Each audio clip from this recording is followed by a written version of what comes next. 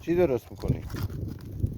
اینجا دارم اینجا میکنم واسه اینا میکنی واسه چی؟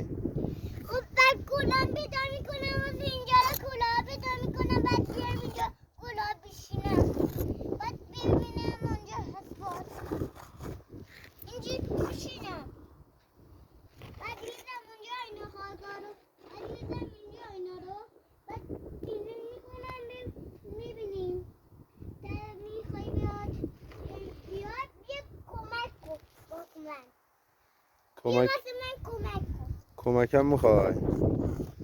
تو که تنهایی کمک نمیخوای. خب بعد نمیام خب تو قوی هستی، تو تنها میتونی انجام بدی.